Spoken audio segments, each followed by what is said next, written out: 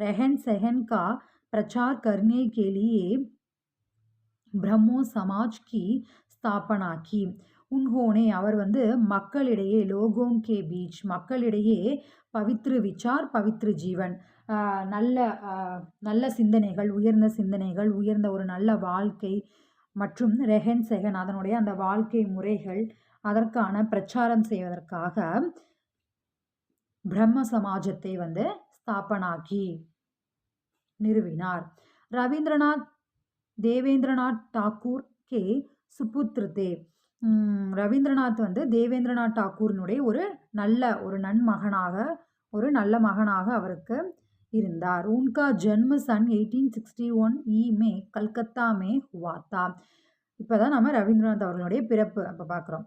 1861ஆம் ஆண்டு கல்கத்தாவில் பிறந்தார்.